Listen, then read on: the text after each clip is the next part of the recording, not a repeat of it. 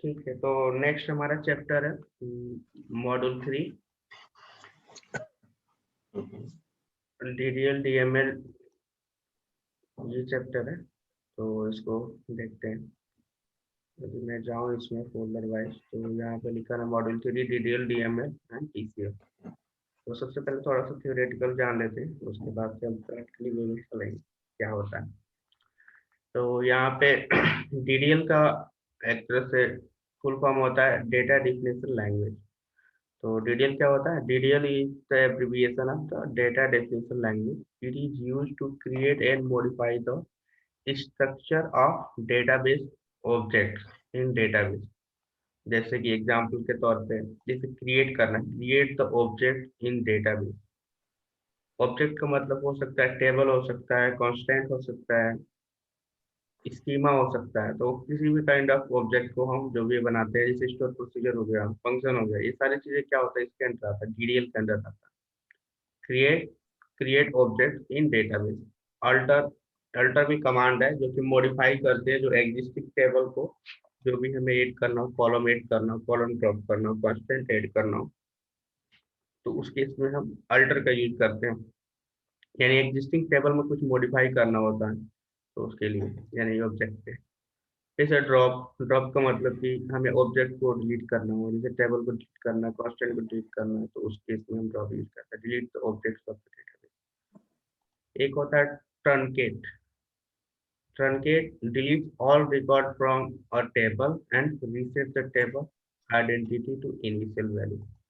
तो ट्रंकेट वैसे तो बेसिकली ये पूरा टेबल को डिलीट नहीं करता ऑब्जेक्ट को, लेकिन ये उसकी स्ट्रक्चर को चेंज कर देता है। जैसे कह रहा है डिलीट ऑल रिकॉर्ड, यानी जो भी मान लो टेबल है उसमें सारे रिकॉर्ड्स को डिलीट कर देगा, लेकिन जो आइडेंटिटी जो वैल्यू है उसको क्या कर देगा, इनिशियल वैल्यू कर देगा, यानी जीरो कर देगा, यानी उसको रीसेट कर देता है। तो reset the table identity to initial value. ये इसको डिटेल में समझेंगे आगे जब हम डिलीट और ट्रंकेट। तो पूछता है इंटरव्यू में what is difference between the delete and truncate. तो इसमें है प्रैक्टिकल वे में, तो उसको डिटेल में, तो अभी बस फिलहाल के लिए ओवरव्यू में।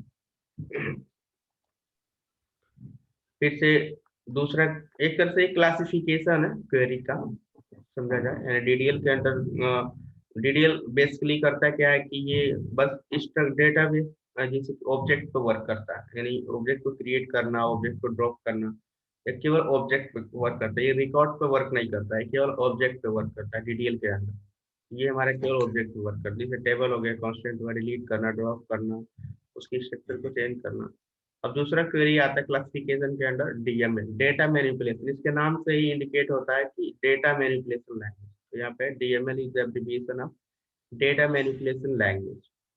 It is used to retrieve, store, modify, delete, insert and update the data in database. तो ये बेसिकली ये डेटा पे वर्क करता है, यानी रिकॉर्ड्स जो भी डेटा इंसर्ट है टेबल के अंदर, बस उस पे मॉडिफाई करने के लिए, डिलीट करने के लिए, इंसर्ट करने के लिए, उसके लिए वर्क करते हैं, रिकॉर्ड पे वर्क करने के लिए। और ऊपर वाला क्या था, केवल ऑब्जेक्ट पे वर्क करने के लिए। तो यहाँ पे सेलेक्ट हो गया, जैसे हम रिट्रीव करते हैं डेटा टेबल से, तो सेलेक्ट का यूज करते हैं, सेलेक्ट स्टार फ्रॉम, जो भी टेबल का नेम हो ऊपर से, तो retrieve the data from the table, select हो गया। इंसर्ट हो गया, यानी डेटा में, टेबल में कुछ इंसर्ट करना हो डेटा, तो उसके लिए इंसर्ट कमांड यूज करते हैं, इंसर्ट डेटा इनटू टेबल। फिर से अपडेट करना हो एग्जिस्टिंग डेटा में कुछ, तो उसके लिए अपडेट हो गया कमांड। डिलीट का मतलब कि रिकॉर्ड को डिलीट करना, delete all record from the table. तो ये डीएमएल हो गया। फिर से नेक्स्ट है डीसीएल। डीसीएल का, DCL is the abbreviation of the data control language. It is used to create the roles, permission, and preferential integrity as well. It it is used to control the access to the database by securing. तो ये DCL mostly जो command use होता है, जो भी data administrator होता है, तो वो क्या करता है ना, एक्सेस परमिशन देता है। जैसे डेटाबेस को परमिशन दे दिया, कोई टेबल का परमिशन दे दिया, तो डेटा एडमिनिस्ट्रेटर का ज्यादा यूज होता है डीसीएल, यानी वो परमिशन देने के लिए यूज करता है कमांड को।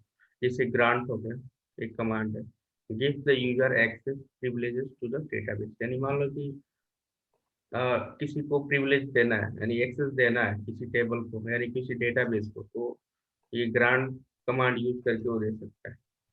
इसका सिंटेक्स होता है revoke withdraw the user access privilege. मान लो दिया है उसको फिर से रिवोक करना है, उसको जो एक्सेस मिला है उसको दे दिया, उसको फिर से वापस ले लिया। Withdraw the user access privilege database even with grant. तो ये कमांड है। वैसे तो एसएसएमएस के थ्रू भी हो जाएगा, एसक्यूएल मैनेजमेंट स्टूडियो, लेकिन कमांड के थ्रू भी कुछ टास्क हम कर सकते हैं ग्रांट के लिए। तो ये बेसिकली ये एक्सेस परमिशन देने के लिए होता है किसी डेटाबेस पे। जब तक परमिशन नहीं मिलेगा तब तक दूसरा यूजर यूज नहीं कर सकता, देख नहीं सकता टेबल। जैसे उसमें कुछ मॉडिफाई डिलीट नहीं कर सकता, या तो उसको एक्सेस ही नहीं है उसको देखने के लिए। ये सारी चीजें प्रिविलेज होती है परमिशन।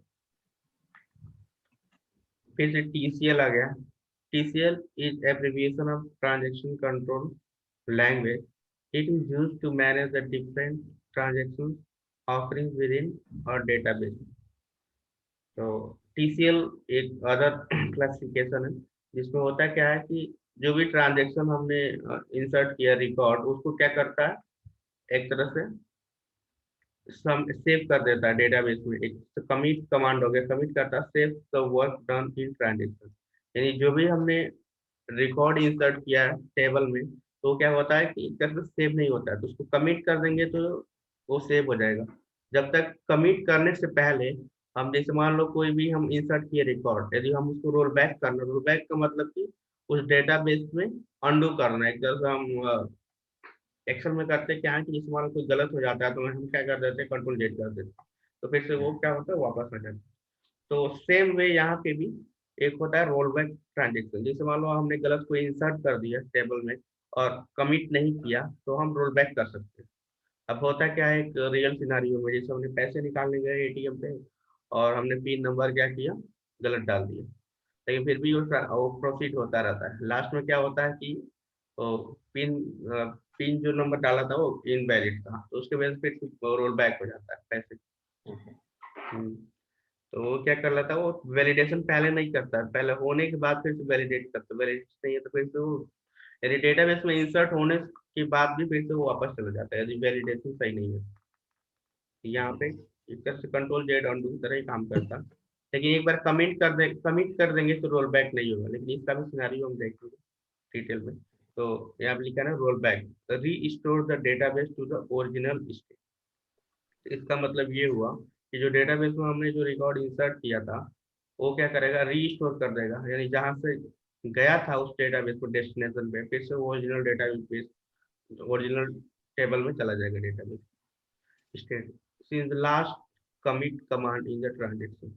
यानी कमिट नहीं करते हैं, यानी कमिट कर देंगे तो रोल बैक पॉसिबल नहीं है, लेकिन कमिट नहीं करते हैं और उसके बाद से जितने भी हम, एक बार मान लो कि कमिट कर दिया कुछ रिकॉर्ड का, फिर से दो चार रिकॉर्ड और इंसर्ट किया, तो कमिट जो किया था इससे पहले वाला वो तो रिकॉर्ड नहीं जाएगा, लेकिन कमिट जो नहीं किया था वो रिकॉर्ड इधर से रोल बैक हो जाएगा। ये देखेंगे आगे फ्यूचर में। फिर से save transaction, set A save point with in the transaction. ये बेसिकली क्या करता है, थोड़ा सा और कंट्रोल दे देता है सेव ट्रांजेक्शन। जैसे मान लो कि हमने कुछ रिकॉर्ड इंसर्ट किया तो उसको एक पॉइंटर दे दिया, जैसे S1 कर दिया। तो मान लो जितनी हमने रिकॉर्ड 2 3 4 सेट का किया, और चारों सेट का एक एक सेट के लिए S1 S2 इस तरह से पॉइंटर दे दिया, और एक बार में हमें रोल बैक करना हो तो उस पॉइंटर के थ्रू हम रोल बैक कर सकते हैं। तो एक तरह से प्रॉब्लम को थोड़ा सा और रोल बैक को और कंट्रोल कर देता है ये, यानी पॉइंटर दे देता है। इसको डिटेल में समझेंगे तो बेटर समझ में आएगा, बस एक थ्योरेटिकल बात। फिर नेक्स्ट है डी डीक्यूएल। तो DQL is a is abbreviation of data query language used to retrieve the record data from the database. Many people include this category into DML script. तो DQL क्या है कि एक तरह से यूसी का ही पार्ट है जो DML है, लेकिन एक बेसिकली ये जो क्वेरी सेलेक्ट आता है तो उसी के अंडर आता है। तो इसको कंसिडर करे या ना करे, लेकिन उसी के अंडर आता है। कई लोग क्या करते हैं कि वो समझते हैं कि ये DML का ही, वैसे DQL select statement where select extract data from the database, क्योंकि सेलेक्ट तो हमारा DML में भी था यहाँ पे, तो इसीलिए इसी का ही पार्ट हो जाए। लेकिन कई बार DQL भी करते हैं, कई बार वो कंसिडर कर लेते हैं कि चलो DML का ही पार्ट है, चलिए। तो ये हम इसमें क्या डिफरेंस, ये डिलीट जो डिलीट है ऊपर और उसके ऊपर एक और है यहाँ पे इधर से डीएमएल में डिलीट हो गया और इसके ऊपर वाले में वो ट्रंकेट, ड्रॉप ड्रॉप ड्रॉप ये ड्रॉप। तो ड्रॉप का मतलब ये हुआ कि जो हमारा मान लो टेबल हमने बनाया, उस टेबल को ड्रॉप करना, यानी टेबल को डिलीट करना। और इसमें क्या है, रिकॉर्ड टेबल के अंदर जो भी हमारा डेटा है उसको डिलीट करना। अच्छा हम्म, तो ये केवल ऑब्जेक्ट पे वर्क करता है, ये रिकॉर्ड्स यानी डेटा पे वर्क करता है डीएमएल। ओके तो देखते हैं प्रैक्टिकली।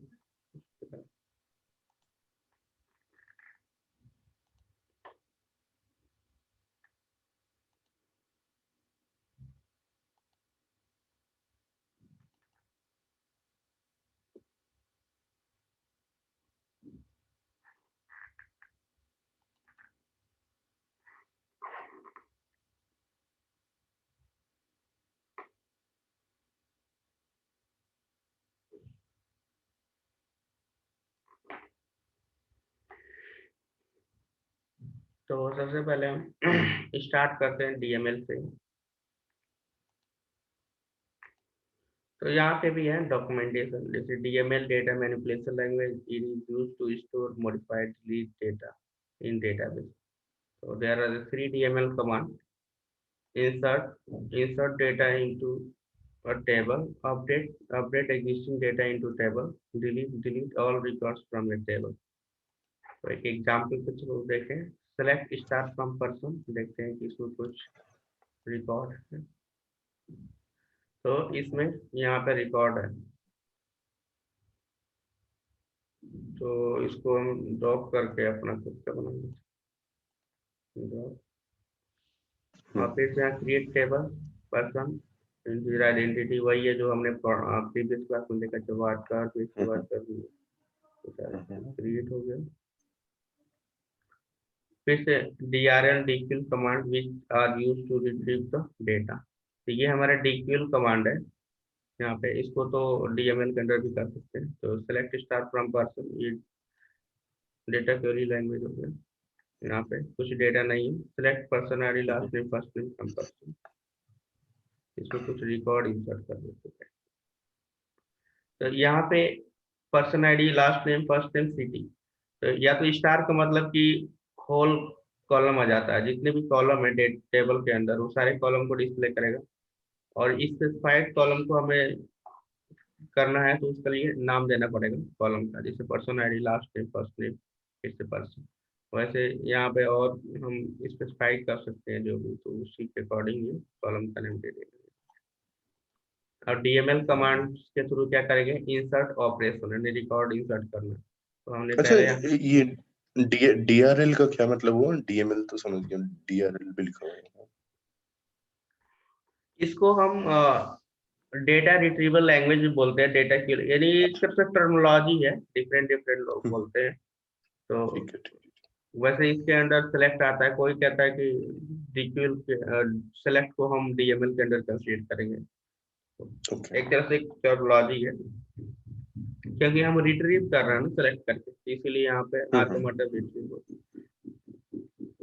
ओके तो यहाँ पे इंसर्ट करेंगे ऑपरेशन, तो इंसर्ट हमारे पास है ना डीएमएल में, तो इंसर्ट वाला, तो ये वाला इंसर्ट सेलेक्ट तो हो गया। तो इंसर्ट वाला यहाँ पे इंसर्ट इनटू, और फिर से पर्सन जो भी डेटा है इसके करस्पॉन्डिंग जितने भी हमारे कॉलम है तो उसके अकॉर्डिंग हम रख देंगे ऑटोमेटिकली। ये इंसर्ट हो गया। अब सेलेक्ट स्टार फ्रॉम, तो ये बेसिकली हम क्या कर रहे हैं, सारे डेटा पे ही वर्क कर रहे हैं, यानी डेटा को इंसर्ट कर रहे हैं, डेटा को डिस्प्ले कर रहे हैं। और यहाँ पे आता है ट्रंकेट टेबल पर्सन।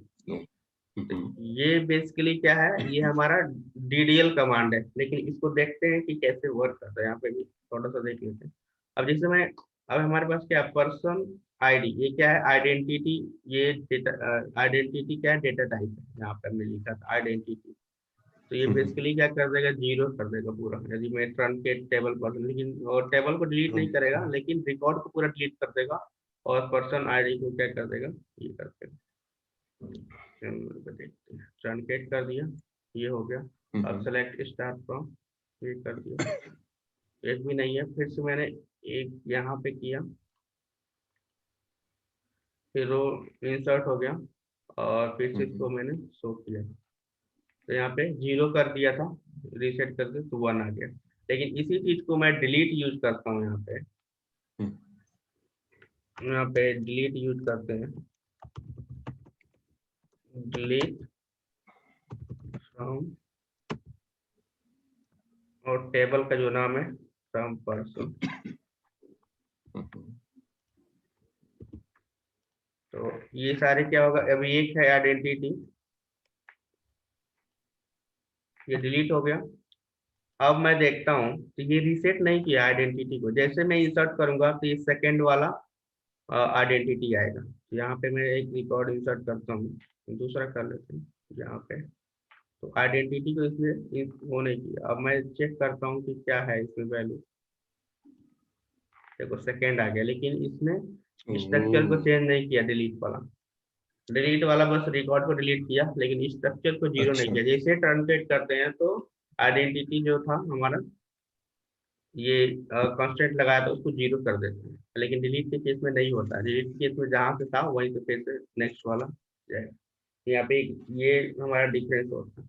यानी ट्रंकेट क्या करता है, टेबल को स्ट्रक्चर को चेंज कर देता है, जबकि डिलीट क्या करता है, ऐसा कुछ नहीं करता, बस रिकॉर्ड को डिलीट करता अच्छा, और वो ड्रॉप ड्रॉप है।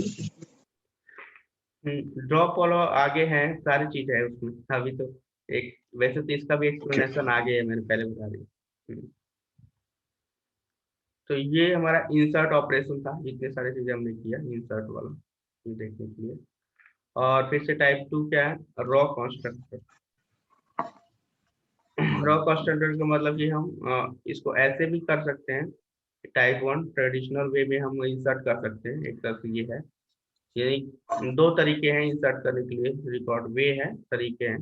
जैसे कि या तो ऐसे लिख दो और एक ही लाइन में लिख दो वैल्यू। दूसरा तरीका ये है कि रॉ कंस्ट्रक्टर के वे में भी कर सकते हैं। तो इसमें हम क्या कर रहे हैं, इंसर्ट इनटू पर्सन वैल्यू। तो वैल्यू क्या है, हम इसको रिपीट नहीं कर रहे हैं। ये जो इंसर्ट इंटू 3 टाइम्स लिखा था ना, इसको रिपीट न करके एक ही टाइम लिखा, लेकिन इसको अरेंज कर दिया एज ए रो में, रो कंस्ट्रक्टर। जैसे कि ओके। एक रिकॉर्ड सेट ये हो गया, ब्रैकेट पैरेंथेसिस कॉमा करके, फिर से ये रिकॉर्ड सेट हो गया, फिर से ये रिकॉर्ड सेट। तो इस तरीके से भी हम इंसर्ट कर सकते हैं। इसको इंसर्ट करते हैं, इंसर्ट हो गया। अभी चेक कर सकते हैं यहाँ पे 2 3 4 5 6, क्योंकि हमने ट्रंकेट नहीं किया था। ट्रंकेट इसलिए करते हैं कि इसको 0 कर दें आइडेंटिटी वैल्यू। टाइप 3, यहाँ पे यूनियन ऑल। तो यूनियन ऑल के थ्रू भी एक तरह से डिफरेंट डिफरेंट वे है इंसर्ट करने की रिकॉर्ड का, वो देख रहे हैं। तो यहाँ पे यूनियन ऑल के थ्रू भी कर सकते थे। यहाँ पे लिखा इंसर्ट इनटू, एक बार इसको ट्रंकेट कर देते हैं जिससे 0 हो जाए। यहाँ पे हो गया इंसर्ट इनटू, ये पर्सन टेबल हो गया। उसके बाद से ये हमारा रिकॉर्ड सेट होगा। सेलेक्ट, एक ये मित्तल ये हो गया एज लास्ट नेम, स्नेहल जो हो गया first name, Hyderabad as city हो गया। तो तीनों रिकॉर्ड हो गया, एक ये हो गया रिकॉर्ड सेट। फिर से हमने यूनियन लगाया। यूनियन बेसिकली करता क्या है, ये रिकॉर्ड सेट को कंबाइन करता है। जहाँ जहाँ यूनियन लगेगा ना, वो क्या अच्छा। करेगा, रिकॉर्ड को एक तरह से कंबाइन कर देता है, डेटा को कंबाइन कर देता है। तो ये हो गया। फिर से इसमें ऐसे ही है। तो जैसे मान लो कि मैं इंसर्ट इंटू नहीं रन कराता हूँ, बस ये देखना चाहता हूँ कि रिकॉर्ड कैसे अपीयर हो रहा है। तो यहाँ से लेके यहाँ तक, जैसे इसको मैं करूंगा तो ये क्या करेगा, ये कंबाइन करके देगा इस तरीके से। Last name first name city. अब इसको एक ही बार में इंसर्ट इंटू करेंगे तो सारे रिकॉर्ड उसमें इंसर्ट। अच्छा, इससे पहले हमने वो देखा था ना, जब हम लाइन आइटम लेवल पे लिखते थे, हम्म सिलेक्ट इंसर्ट इनटू ये फिर पूरा लिख के लाइन का, फिर यूनियन ऑल, फिर बीच में यूनियन दो है। एक होता है यूनियन ऑल, एक होता है यूनियन। यूनियन क्या करता है कि जैसे मान लो इसमें डुप्लीकेसी आएगा तो उसको रिमूव कर देगा। अच्छा। जैसे यहाँ पे यूनियन ऑल लिखा हूँ ना, तो यहाँ डुप्लीकेसी है, यहाँ पे यूनियन है, और यहाँ पे भी यूनियन है, यहाँ पे यूनियन ऑल है। लेकिन यहाँ पे डुप्लीकेसी दोनों है, तो लेकिन फिर भी ये डुप्लीकेसी को भी कंसीडर कर रहा है। लेकिन जैसे मैं ऑल को हटा दूंगा, यूनियन करूंगा, तो ये क्या करेगा, यूनिक डेटा को कंबाइन करेगा। यहाँ पे ये डिफरेंस होता है। तो यूनिक डेटा ये मतलब कॉन्कैटिनेट करके देखेगा कि लाइन कॉन्कैटिनेट करेगा। जैसे यहाँ पे हमने ये दोनों क्या है, सेम है ना, लेकिन हमने यूनियन ऑल लगाया, इसलिए डुप्लीकेसी को भी कंसीडर करता है। जैसे मान लो यूनियन मैं कर दूं यहाँ पे, तो इसको क्या करेगा, एक ही कर देगा। यहाँ पे यूनियन किया तो यूनियन ऑल था तो ये दो आ गया, लेकिन मैं यूनियन करूंगा तो केवल यूनिक रिकॉर्ड सेट को कंबाइन या कॉन्कैटिनेट करेगा। अब देखो यहाँ पे पहले ये था, अब इस केस में क्या आएगा, एक ही लेके। तो इसीलिए हमने यहाँ पे यूनियन ऑल लगाते हैं। बस इसमें ये डिफरेंस होता है कि जो भी कंबाइन होता है डेटा, वो यूनियन यूज करेंगे तो यूनिक कंबाइन, यूनिक करेगा, डुप्लीकेसी आएगा तो रिमूव कर देगा, यूनियन ऑल करेंगे तो सारे कंसीडर करेगा, डुप्लीकेसी हो। तो यहाँ पे ये डिफरेंस। तो अब हमें अच्छा, पर एक क्वेश्चन कि अगर जो यहाँ तो नीचे यूनियन ऑल लगा है पर बीच में यूनियन भी लगा है, तो यहाँ पे भी यूनियन ऑल नहीं इतना ज्यादा? क्योंकि यहाँ पे इसलिए लगा है क्योंकि यहाँ पे डुप्लीकेसी नहीं है ना, ये रिकॉर्ड सेट और ये रिकॉर्ड अच्छा, सेट डिफरेंस है, तो यूनियन है तो ये हो जाएगा। लेकिन यहाँ पे तो अगर दोनों सेम है तो यूनियन ऑल लगाएंगे तो भी कोई दिक्कत नहीं है, क्योंकि वो तो कंसीडर करेगा यूनिक ही ही है। करेगा। अच्छा, ठीक है। अब इसको एक बार में इंसर्ट कर लेते हैं। अब इसको चेक करते हैं कि रिकॉर्ड कैसे।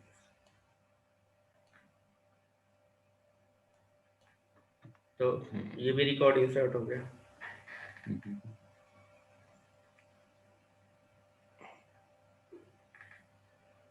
फिर से इसको डिलीट कर देते हैं, पूरा रिकॉर्ड स्ट्रक्चर चेंज हो गया। फिर से set identity insert person equal to on.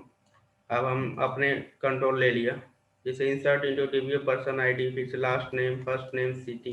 तो ये क्या हो गया, अपने कंट्रोल में आइडेंटिटी आ गया। तो हमें अपने से देना पड़ेगा कि क्या आपको आइडेंटिटी वैल्यू देना है, यानी फर्स्ट कॉलम पर्सन आईडी क्या देना है।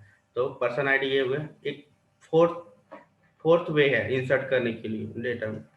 तो यहाँ पे इंसर्ट इनटू पूरा कॉलम का नाम यहाँ पे देना पड़ेगा, person ID, last name, first name, city. इसमें ये है कि हमारे पास थोड़ा ये मिल जाती है, फ्लेक्सिबिलिटी मिल जाती है। जिससे मान लो कि हमें सारे कॉलम पे हमें रिकॉर्ड नहीं इंसर्ट करना है, केवल स्पेसिफाइड कॉलम पे ही करना है, तो यहाँ पे केवल स्पेसिफाई कर देंगे, बस उसी कॉलम के करस्पॉन्डिंग हमारा डेटा इंसर्ट हो जाएगा।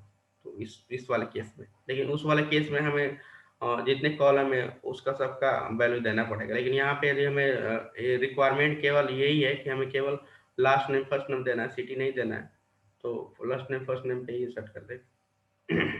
तो यहाँ पे क्या क्या, insert into person ID, last name, first name, city, इसके करस्पॉन्डिंग यहाँ पे वैल्यू आ गई, और इंसर्ट करेंगे तो ये क्या हो जाएगा, इंसर्ट हो जाएगा। और सिलेक्ट स्टार, ये आ गया इस तरीके से। तो कहने का मतलब कि जितने भी सिनारियो है वो सारी चीजें आगे हैं, लेकिन मैं बताता जा रहा हूँ जैसे अवेयरनेस होते हैं। यहाँ पे हमने ये देखा, इसमें हो गया। फिर से ड्रॉप टेबल पर, तो ये ड्रॉप कर देंगे तो पूरा टेबल को ही ड्रॉप करेगा, टेबल रहेगा ही नहीं, क्योंकि हम यहाँ पे DDL कमांड यूज कर रहे हैं यहाँ पे। अब टेबल है ही नहीं, अब मैं टेबल को सेलेक्ट स्टार करूँ तो एरर है, कह रहा है इनवैलिड ऑब्जेक्ट नेम DBU पर। अच्छा, ये ड्रॉप।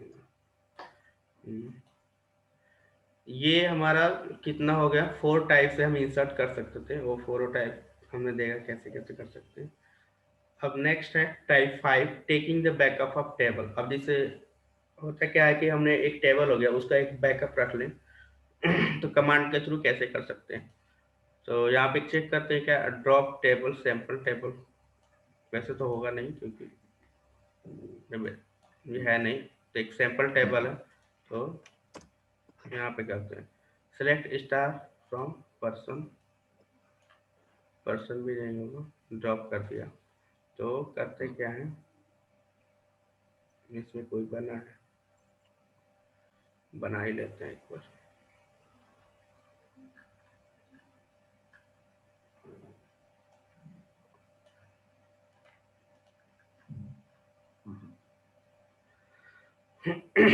ठीक है, अब यहाँ पे एक रिकॉर्ड भी इंसर्ट कर लेते हैं, ये वाला रिकॉर्ड सारे इंसर्ट कर लेते हैं। ठीक है, यहाँ पे चेक करते हैं कितने रिकॉर्ड है। तो ये रिकॉर्ड है, ठीक है। हम नेक्स्ट क्या करना है, taking the backup of table. तो यहाँ पे सेलेक्ट स्टार फ्रॉम पर्सन, ये हो गया हमारा रिकॉर्ड। और select star into sample table from person. अब बेसिकली ये कमांड क्या करता है कि ये जो हमारा पर्सन टेबल है, इसमें जो हमारा डेटा है उसको क्या करता है, एक तरह से कॉपी बना देता है, बैकअप कर देता है सैंपल टेबल में। और सैंपल टेबल हमने कोई बनाया नहीं है, तो एक बार इस देखते हैं क्या होता है यहाँ पे। बैकअप हो गया, क्योंकि हमने सैंपल टेबल नाम से कोई टेबल क्रिएट नहीं किया, लेकिन हम बैकअप ले रहे हैं तो हम उसका नाम दे सकते हैं, तो ऑटोमेटिकली हो गया करके वो एक तरह से बैकअप कर लेगा। तो यहाँ पे इस कमांड में होता क्या है, select star into sample table, यानी ये क्या करता है, from person and person table से जो भी रिकॉर्ड्स है सेलेक्ट करता है और इसको क्या करता है, इंसर्ट करता है एक सैंपल टेबल में। जबकि सैंपल टेबल हमने बनाया नहीं, बस एक नाम दे दिया सैंपल टेबल का, तो उसमें क्या करता है, इंसर्ट कर देता है। अब चेक करना है कि क्या इसमें डेटा गया, एक तरह से कॉपी बना देता है। तो यहाँ पे भी वो रिकॉर्ड आ गया। अच्छा, एक एक क्वेश्चन इसमें। सो हमने जो बैकअप लिया और ये नया टेबल बना दिया सैंपल टेबल, क्या हम ऐसा कर सकते थे कि ये तो डेटाबेस SQL बैच 5 में है, तो एक दूसरा एग्जिस्टिंग जो डेटाबेस है एडवेंचर वर्क्स में डालना हो तो उसमें डाल हम्म लें? हम्म तो क्योंकि ये जो हम करंट डेटाबेस में वर्क कर रहे हैं ना, तो हम्म। ये इसी में ही सारे ऑपरेशन परफॉर्म होगा। तो उसके लिए हमें करना क्या पड़ेगा, उसके लिए यूज ये करना पड़ेगा, यूज एडवेंचर करना पड़ेगा, ऐसे करना पड़ेगा। यहाँ पे सेलेक्ट स्टार यूज एडवेंचर 2019।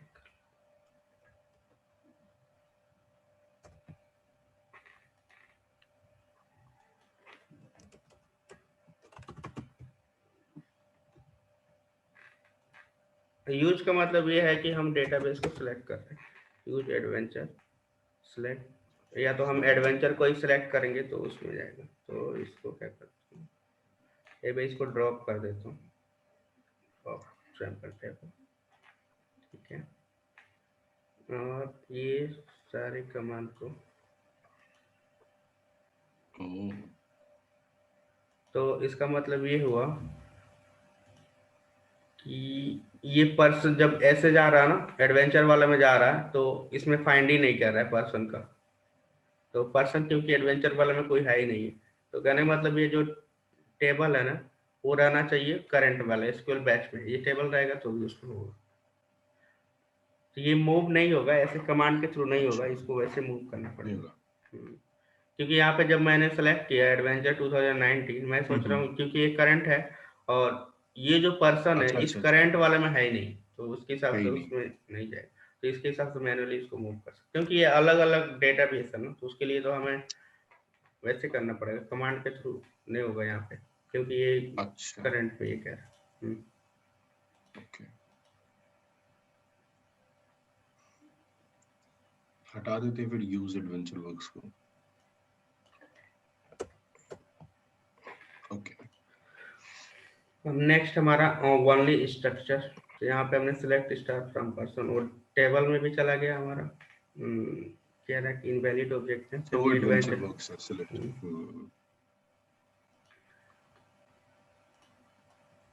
तो यहाँ पे भी थोड़ा सा वो अपनाना पड़ेगा, क्योंकि जिस डेटाबेस में वर्क कर रहे हैं उसको करंट सेलेक्ट होना चाहिए, और उसी में जो टेबल है उसी से होगा, नहीं तो या तो यूज करके करना है।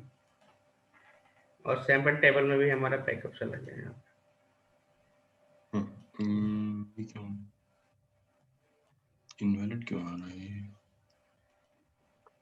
पे। मुझे लग रहा है कि इसमें हुआ नहीं है, हमने ड्रॉप कर दिया था ना, क्योंकि उसमें सक्सेसफुल हुआ नहीं, तो उस टाइम हमने ड्रॉप कर दिया था, ओके। इसलिए यार। यहाँ पे ये है। अब ये कह रहा है only structure, select star into person design from person where 1 = 0। अब इसमें क्या हो रहा है कि हम तो इससे पहले क्या किया, पूरा रिकॉर्ड को ही हमने इंसर्ट कर दिया। हमें केवल चाहिए उसका स्ट्रक्चर। स्ट्रक्चर का मतलब कि जो हमने डिजाइन किया था टेबल, जैसे टेबल जो डिजाइन करते थे क्या करते हैं, जैसे कि उसका कॉलम नेम क्या है, उसके अकॉर्डिंग उसकी डेटा टाइप क्या है। जैसे पर्सन आईडी है तो उसकी आइडेंटिटी हो गया, मान लो कि फर्स्ट नेम है तो वार्कर हो गया, लास्ट नेम है तो उसका वार्कर हो गया, सिटी है तो वार्कर हो गया। तो इस तरीके से केवल हमें रिकॉर्ड नहीं चाहिए, मुझे केवल उसका डिजाइनिंग चाहिए। तो ओके। उस केस में हम कैसे बैकअप लेंगे, तो उसके लिए यहाँ पे ये है command select star into person design. तो एक तरह से नया एक बैकअप के लिए पर्सन डिजाइन टेबल यहाँ पे नेम दिया, और फ्रॉम पर्सन। बस ये तो सारी चीजें सेम है जो हमने इससे पहले अप्लाई किया था यहाँ पे, लेकिन वेयर 1 = 0। तो 1 का मतलब कॉलम हो गया, फर्स्ट कॉलम पर्सन आईडी, और इक्वल टू 0 का मतलब कि बस ये बात कर रहा है केवल कॉलम की, न कि कोई रिकॉर्ड की। तो यहाँ पे फिर 1 = 0। तो 0 का मतलब कि कोई रिकॉर्ड नहीं है, बस कॉलम की बात कर। 0 का मतलब है जो मान लेते हैं सारे कॉलम, कॉलम लेवल। अच्छा। तो यहाँ पे इसको करते हैं, तो यहाँ ये क्रिएट हो गया। अब इसको चेक करते हैं कि हमारे पास क्या है, सेलेक्ट स्टार। तो ये देखो यहाँ पे रिकॉर्ड नहीं आया, लेकिन ये टेबल बन गया यहाँ पे। तो 1 मतलब क्या था आप कह रहे हो?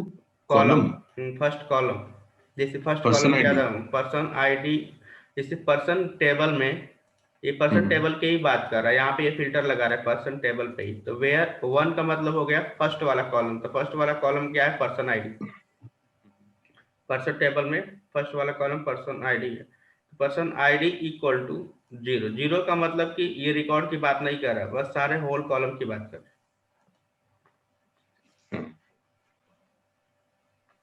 अब जैसे 1 करते हैं पर्सन आईडी में, यदि हम 0 के बाद 1 आता है, तो 1 का मतलब क्या हुआ, कोई रिकॉर्ड है। लेकिन 0 का मतलब क्या हुआ, एक तरह से ये कॉलम पूरे की बात कर रहा है।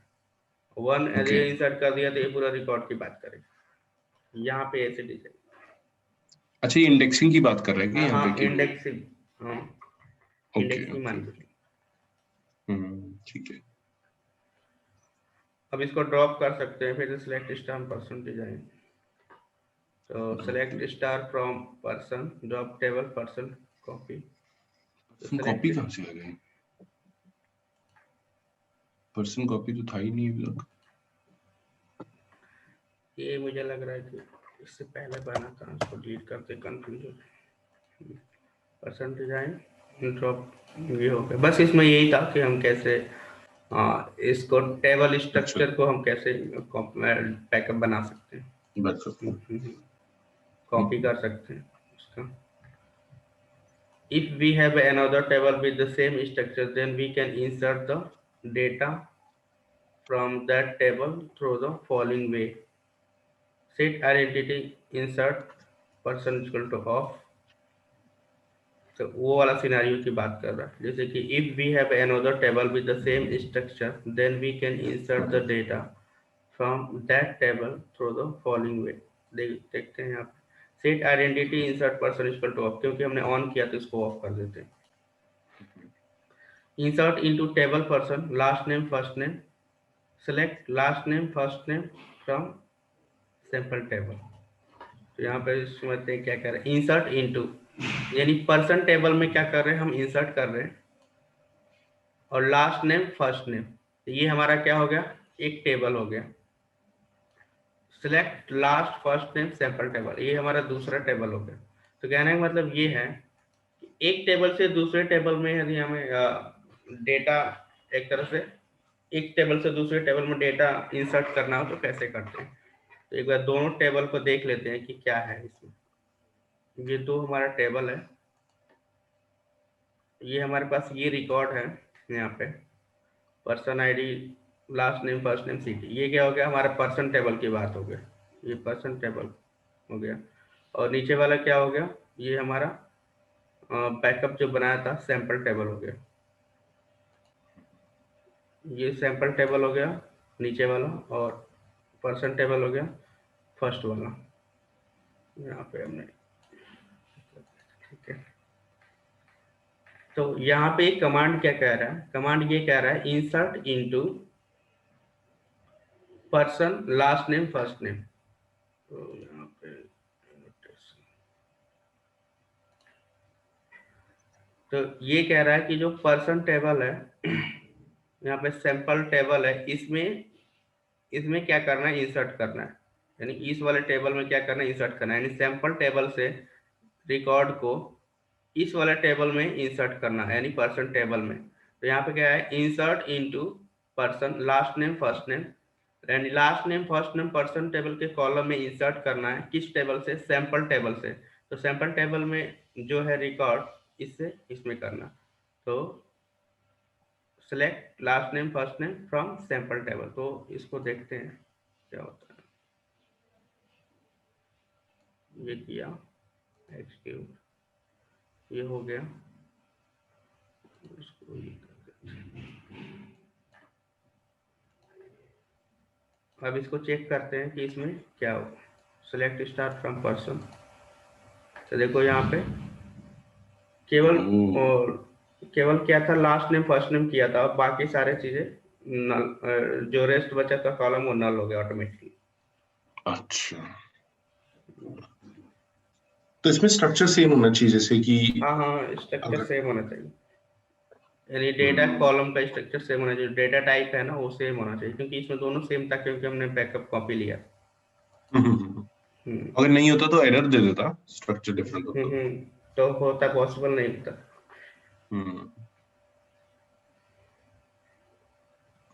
अभी तो हमने देखा था इंसर्ट वाला, फिर से अपडेट ऑपरेशन। तो सिंटेक्स अपडेट के लिए ये अपडेट टेबल, फिर से सेट कॉलम वेयर कॉलम। ठीक है, सेलेक्ट स्टार फ्रॉम, ये देख लेते हैं इसमें कितने हैं। जी ठीक है। अब ये क्या है, जैसे कि हमारा जो क्वेरी एग्जीक्यूट होता है ना, तो उसका ये ऑर्डर है, कैसे एग्जीक्यूट होता है क्वेरी। तो ऑर्डर ऑफ एग्जीक्यूशन क्या है, तो जैसे मान लो कोई भी क्वेरी हम एग्जीक्यूट करते हैं तो कैसे एग्जीक्यूट होता है।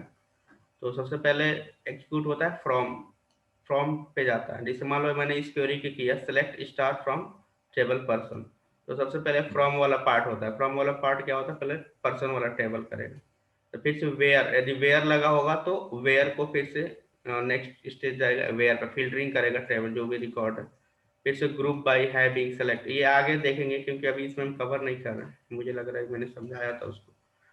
तो ये कैसे ऑर्डर ऑफ एग्जीक्यूशन कैसे होती है क्वेरी को, तो जब हम नेक्स्ट वाला जो मॉड्यूल 4 है उसमें आ जाएगा। जैसे जहाँ पे हम ग्रुप बाई हैविंग ये क्लॉज वाला पढ़ेंगे, तो इसको कंसिडर करें। क्योंकि अभी उतना हम यूज कर नहीं रहे, क्योंकि हमने केवल यूज कर रहे हैं फ्रॉम वेयर का ही, जैसे ग्रुप बाई हैविंग का यूज नहीं कर रहे हैं ना कोई एक्सप्रेशन। तो यहाँ पे अपडेट, फिर से जो सिंटेक्स है उसी को फॉलो करना है, कुछ नहीं। अपडेट, तो सिंटेक्स क्या है, टेबल नेम। तो टेबल नेम क्या हो गया हमारा, पर्सन। तो यहाँ पे सिंटेक्स आप देखोगे अपडेट टेबल नेम, तो टेबल नेम क्या हो गया, पर्सन, उसके जगह। फिर से सेट कॉलम नेम, तो यहाँ पे set last name column name हो गया, और उसके जगह पे हमने क्या कर दिया, नारायण कर दिया। अब यहाँ पे कंडीशन स्पेसिफाई कर रहे हैं वेयर, कौन से आईडी पे हमें करना है ये अपडेट।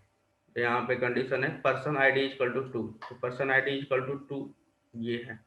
तो यहाँ पे लास्ट नेम क्या है, लास्ट नेम यहाँ पे मित्तल है, तो मित्तल की जगह क्या हो जाएगा, नॉरेन हो जाएगा। यहाँ पे इसको एक्सक्यूट करते हैं, अभी देखते हैं। तो यहाँ पे देखो नॉरेन हो गया, पहले मित्तल था सेकेंड पे, तो नॉरेन होगा। तो इस तरीके से हम अपडेट कमांड यूज करके हम एग्जिस्टिंग टेबल के रिकॉर्ड को अपडेट कर सकते हैं। यहाँ पे कॉमा करके और भी कर सकते हैं, जैसे कि यहाँ पे कॉमा करके और भी रिकॉर्ड सेम टाइम पे, जैसे फर्स्ट नेम का भी यूज कर सकते हैं। आगे देखते हैं, फिर सिंगल को देखते हैं। तो यहाँ पे ये अपडेट, फिर से वही है, कम वही सिंटेक्स, पर्सन टेबल नेम, यहाँ पे सेट किसको अपडेट करना है, जैसे लास्ट नेम को के कर देना है, सिटी को बेंगलोर कर देना है। तो यहाँ पे बस कॉमा लगा है, कॉमा लगा के मल्टीपल कॉलम स्पेसिफाई कर सकते हैं अपडेट के लिए। और फिर से यहाँ पे कंडीशन क्या है, किस किस रिकॉर्ड पे हमें करना है, तो where person id equal to 1, जहाँ पे पर्सन आईडी इक्वल टू 1 है तो इस वाले पे, तो यहाँ पे क्या हो जाएगा, लास्ट नेम जॉन की जगह के हो जाएगा, और सिटी की जगह क्या हो, मुंबई की जगह क्या हो जाएगा, बेंगलोर हो जाएगा। तो इसको हम ये हो गया। अब इसको चेक करना कि यहाँ पे ये हो गया, के हो गया, और यहाँ पे बेंगलोर हो गया। पहले मुंबई था, बेंगलोर हो गया। यहाँ पे जॉन था पहले, तो के हो गया यहाँ पे, सॉरी। और फिर से update person set first name equal to Surendra. अब इस केस में क्या होगा, हमने कोई कंडीशन स्पेसिफाइड नहीं किया, तो ये क्या करेगा, जहां जहां फर्स्ट नेम है वहां वहां सुरेंद्र कर देगा। तो यहाँ पे देखो फर्स्ट नेम यहाँ पे है, तो अब ये अलग अलग नेम है कौन, तो ये क्या करेगा, कोई कंडीशन नहीं स्पेसिफाइड किया तो सब जगह क्या करेगा, ये सुरेंद्र कर देगा। तो इसीलिए कंडीशन स्पेसिफाइड करना पड़ता है। अब इसको हम चेक करते हैं, तो उसको हमने बताया नहीं कि इसको करना है, तो ये हमने बस अपडेट लगा दिया और कोई कंडीशन नहीं किया कि इस रिकॉर्ड को ही करना है, तो सबको कर दिया। तो ये हमारा अपडेट था, ऑपरेशन अपडेट कमांड। वैसे यहाँ पे हमें यूजफुल नहीं लग रहा है, लेकिन बहुत यूजफुल होता है जो भी हम कमांड पढ़ रहे हैं। कई बार होता है कि हमें डेटा को अपडेट करना होता है, फिर से डिलीट करना होता है, यहाँ तक कि हम एप्लीकेशन में भी यूज करते हैं, तो वही सारी चीज़ें यूज करते हैं।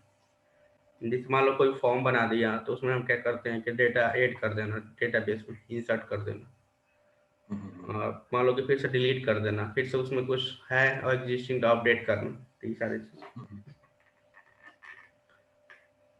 फिर से यहाँ पे नेक्स्ट है डिलीट, तो डिलीट ऑपरेशन, तो डिलीट ऑपरेशन का सिंटेक्स ये है, डिलीट फ्रॉम टेबल नेम। अब जैसे मान लो कि हम टेबल नेम दिया, तो यहाँ पे डिलीट फ्रॉम पर्सन, तो पूरा पर्सन टेबल में से सारे डिलीट रिकॉर्ड कर देगा। लेकिन कंडीशन जब स्पेसिफाई करेंगे तो बस उसी रिकॉर्ड को ही ये डिलीट करेगा, जैसे वेयर कॉलम नेम और उसके वैल्यू, कॉलम नेम की वैल्यू को जो भी करना है। तो यहाँ पे देखते हैं, select star from review person, ये आ गया। डिलीट फ्रॉम टेबल, वही सिंटेक्स फॉलो हो रहा है, डिलीट फ्रॉम टेबल नेम हो गया person, where person id equal to 1, तो यानी जो 1 है इसको हमें डिलीट करना है, यानी पर्सन आईडी 1 जहाँ पे है उसको हमें डिलीट करना है, यानी केवल पर्सन आईडी 1 को डिलीट करना, ना कि पूरा। यदि वेयर हटा दूंगा सारे डिलीट कर देगा रिकॉर्ड, केवल 1 वाला को डिलीट करना है। तो डिलीट हो गया, आप चेक करते हैं। यहाँ पे देखो 1 वाला जो पर्सन आईडी था वो डिलीट कर दिया इस कमांड से। अब डिलीट फ्रॉम ये करूंगा तो क्या करेगा, सारे रिकॉर्ड डिलीट कर देगा, यहाँ पे कोई स्पेसिफाइड नहीं है। अब चेक करता हूँ तो केवल कॉलम नेम आएगा, कोई रिकॉर्ड नहीं आएगा।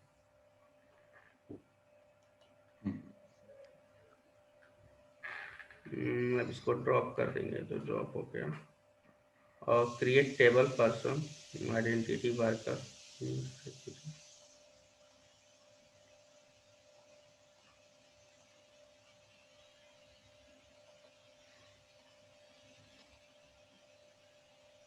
वही सब चाहिए था और कुछ है नहीं। तो यहाँ पे अभी हमने जो कंप्लीट किया वो DML कमांड था, डेटा मैनिपुलेशन लैंग्वेज, यानी रिकॉर्ड पे हमने वर्क किया। और एक बार नॉर्मलाइजेशन देख लेते हैं, उसके बाद नेक्स्ट वाला हम पढ़ेंगे DDL नेक्स्ट बैच, क्योंकि ज़्यादा हो जाएगा।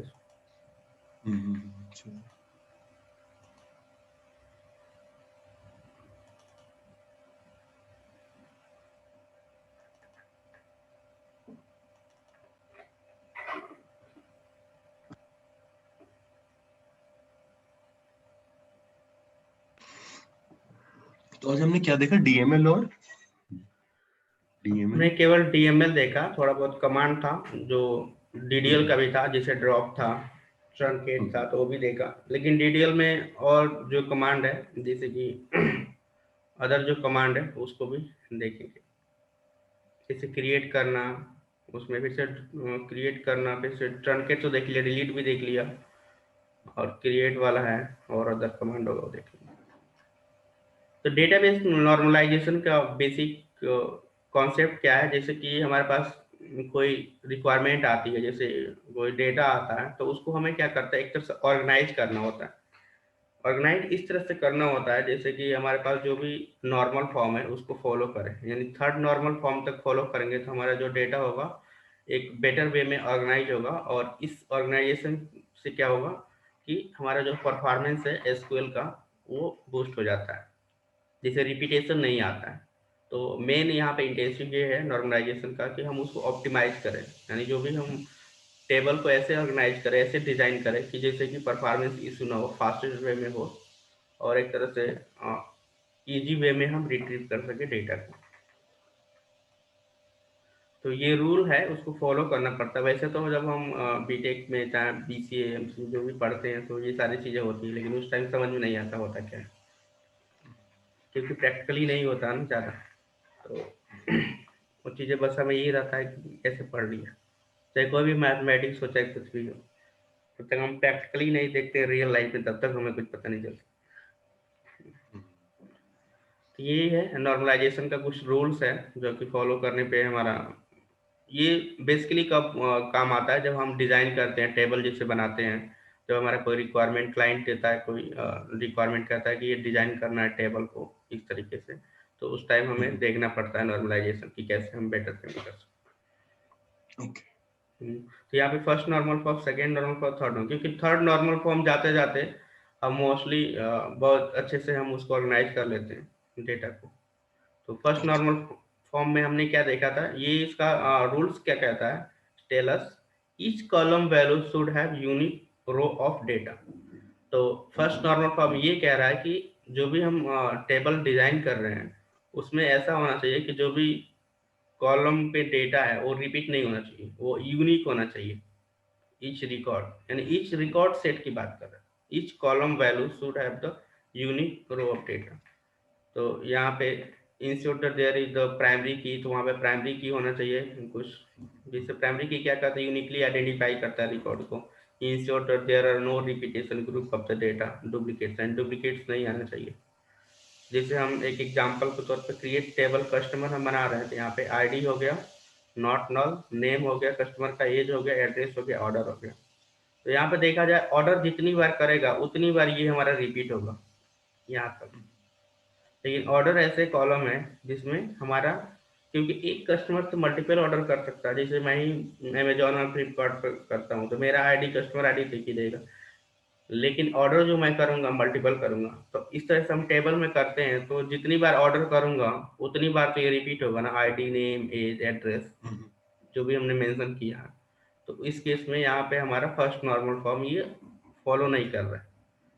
तो कह रहा है so if we populate this table for a single customer having the multiple order then it would be something as follow. तो इस तरीके से क्या होगा, इस तो हमने टेबल डिजाइन कर दिया, लेकिन फिर हमने इंसर्ट किया, जैसे मान लो कि ऑर्डर जो किया ये सचिन 36 ये सब एड्रेस, ये क्या हो रहा है जितनी बार ऑर्डर कर रहा हूँ उतनी बार ये रिपीट हो रहा है यहाँ पे, यानी 3 ऑर्डर किया और तीनों यहाँ पे आईडी नेम यहाँ पे रिपीट हुआ। तो इस तरीके से नहीं होना चाहिए, क्योंकि ये रूल्स फॉलो नहीं हो रहा है फर्स्ट नॉर्मल फॉर्म का।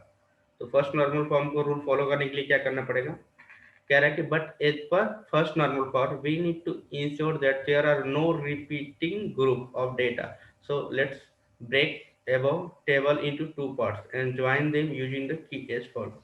तो ये फॉलो नहीं हो रहा तो हमें 2 पार्ट्स में टेबल को बनाना पड़ेगा। एक फर्स्ट पार्ट हो गया हमारा customer table primary key customer ID, तो यहाँ पे हमने ऑर्डर को हटा दिया, अब केवल हमने जो रिपीटेड जैसे कि कस्टमर आईडी हो गया, नेम हो गया, एज हो गया, एड्रेस हो गया। तो क्योंकि जो भी हमने परचेस कर रहे हैं वहाँ पे हमने एक ही एड्रेस को किया होगा तो उसके अकॉर्डिंग तो केवल यही रहेगा, जो ऑर्डर करेगा वो दूसरे टेबल में मेंटेन कर लेंगे। This table would have following record, order table को कस्टमर नेम, एज, एड्रेस इसको यहाँ पे कर दिया, okay. Customer id, sorry customer id, name, age, address.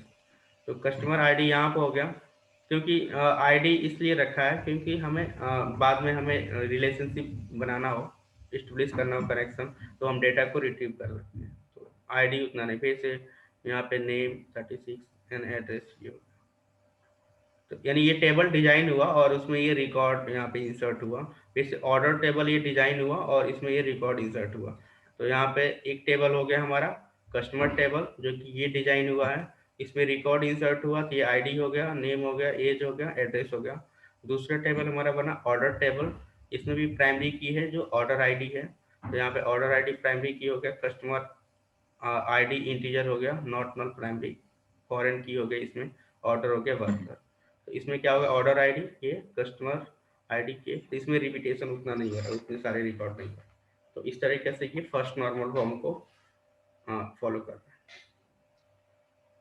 अब फिर साथ इसमें हमारा वो नहीं लगाया हमने अच्छा कस्टमर आईडी है 100, ठीक है ठीक है। तो हमने फॉरेन की का देखा था ना कैसे हम करते हैं, तो ये ठीक है ठीक है, तो उस टाइप का। कस्टमर आईडी फॉरवर्ड किया गया। सेकेंड नॉर्मल फॉर्म, अब इसमें करेंगे तो और थोड़ा सा भाई लोग कह रहा है, ये रूल क्या कहता है देख लेते हैं। Second normal form state that it should meet all the rules for first normal form. ये फर्स्ट नॉर्मल फॉर्म जो किया वो रूल तो फॉलो करना ही करा, उसके बाद क्या करना, and there must be no partial dependency of any of the column on the primary key. अब क्या कह रहा है कि पार्शियली डिपेंडेंसी नहीं होना चाहिए जो भी प्राइमरी की कॉलम है उस पर। पार्शियल डिपेंडेंसी क्या होता है, if any non-key attribute is not dependent on primary key, then we can say that there is a partially dependency, and we should remove to achieve the second normal form। कह रहा है कि जो partially dependency नहीं होना चाहिए जो भी हम प्राइमरी की बना रहे हैं उस पर। तो देखते हैं, in this second normal for every non-key attribute is fully functionally dependent on the primary key। एक बार क्या मतलब इसको एक बार एग्जांपल तो समझते हैं जरा। जैसे एक कस्टमर टेबल है, primary key, customer id, order id. तो यहाँ पे हो गया customer id, customer name, order id, order name, sale detail. यहाँ पे तो कह रहा है कि in customer table concatenation of customer ID and order ID is the primary key। तो यहाँ पे ये प्राइमरी की है, customer ID and order ID. This table is in first normal form but not in the second normal form because there are the partially dependency of the column on primary key.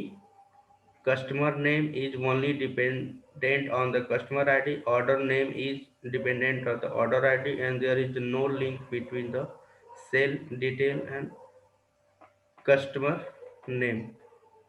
तो कह रहा है कि यहाँ पे दो primary की है, लेकिन जो कस्टमर नेम है कस्टमर आईडी पे डिपेंडेंसी है, और ऑर्डर आईडी जो है जो ऑर्डर नेम पे डिपेंडेंसी है, और सेल डिटेल पे डिपेंडेंसी है।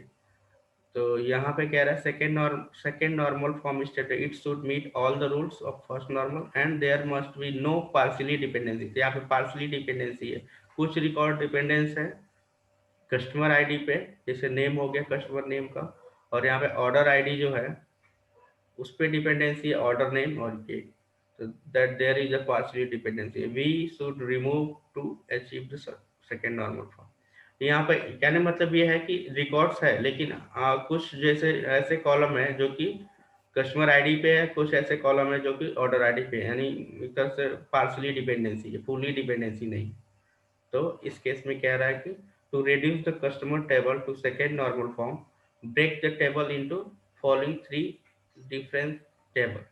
यानी कहने का मतलब कि सेकेंड नॉर्मल फॉर्म ये करता है, फर्स्ट नॉर्मल फॉर्म को तो फॉलो करता ही करता है, लेकिन सेकेंड नॉर्मल फॉर्म आने के लिए हमें पार्शियली डिपेंडेंसी नहीं होना चाहिए किसी रिकॉर्ड को प्राइमरी की पे। तो यहाँ पे वही हो रहा था, कुछ रिकॉर्ड्स आईडी पे डिपेंड था, कुछ ये था, तो इसको हमने ब्रेक किया दो टेबल में, और सेकेंड नॉर्मल फॉर्म को अचीव करने के लिए। तो यहाँ पे कस्टमर आईडी, कस्टमर नेम, तो ये हो गया कस्टमर आईडी, कस्टमर नेम, तो ये फुल्ली डिपेंडेंसी हो गया कस्टमर आईडी पे फर्स्ट टेबल। तो customer detail table primary key customer ID, और ऑर्डर डिटेल टेबल प्राइमरी की ऑर्डर आईडी, तो ऑर्डर नेम जो हो गया इस पे डिपेंडेंसी हो गया, तो ये हमारा सेकेंड नॉर्मल अचीव हो गया, ये फुली डिपेंडेंसी। और सेल डिटेल टेबल जो है ये customer id, order id, sales detail, तो इसका ये हो गया एक तरह से अलग टेबल में मेंटेन हो गया। सेल्स कितना partial dependency delete. Now all this table compile with the second normal form. तो ये हमारा सेकेंड नॉर्मल फॉर्म में आ गया। अब ये आता हमारा थर्ड नॉर्मल फॉर्म।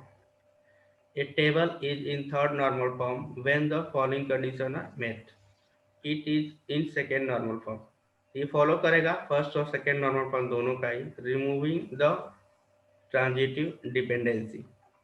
तो ये है, इसको समझते हैं। ट्रांजिटिव डिपेंडेंसी क्या होता है? If any non prime attribute should not dependent on the another non prime key attribute, then we can say that this is the transitive dependency, and we will remove in third normal form. The dependency of the non-primitive field is between the data. For example, in the below table, street name, city, state are the unbreakably bound to the zip code. एक बार example के through देखते हैं। Create table हमने बनाया, create table customer, customer id integer, customer name varchar, not null, allow नहीं करेगा, date of birth, street, city, state, zip, email id, primary key. The dependency between zip code and address is called the transitive dependency.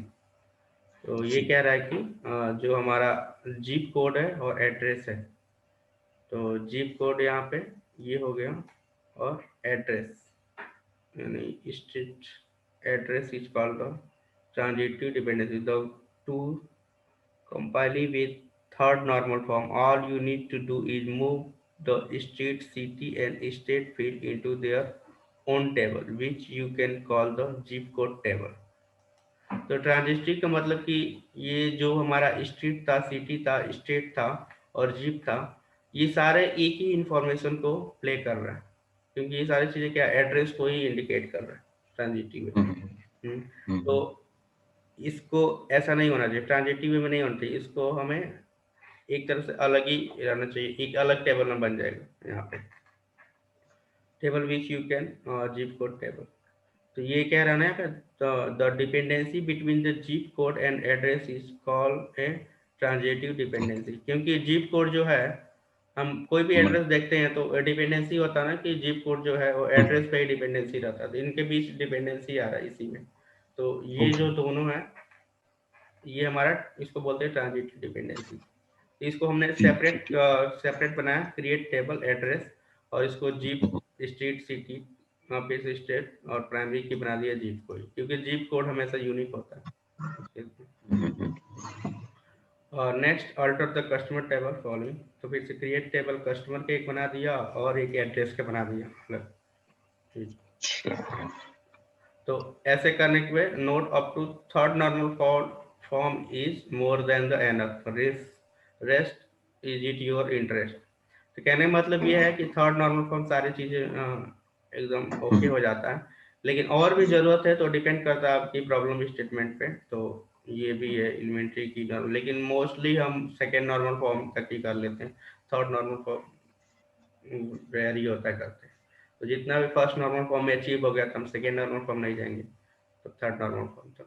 ये देखा जाए तो इतने सारे rules है और ऑप्टिमाइज करने के लिए ये सारी चीज़, तो इतनी जरूरत नहीं है, वो जरूरत पड़ेगा तो हम नहीं देखेगा, लेकिन मोस्टली हम इतना ही सही कवर कर लेते हैं यहाँ तक।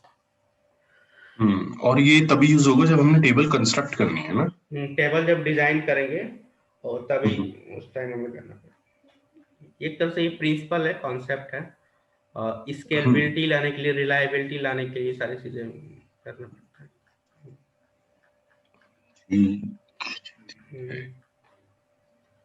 तो ये चीज होता है। तो नेक्स्ट क्लास में हम पढ़ेंगे डीडीएल। अभी डीएमएल हमने कवर किया और डेटाबेस नॉर्मलाइजेशन। ठीक है, आप ये दोनों डाल दीजिएगा। ठीक है, और मैंने तो भेज दिया है शेड्यूल, तो उसके अकॉर्डिंग फॉलो करेंगे। थर्सडे, हाँ जी थर्सडे ना, ठीक है। Okay, thank you. Okay, thank you.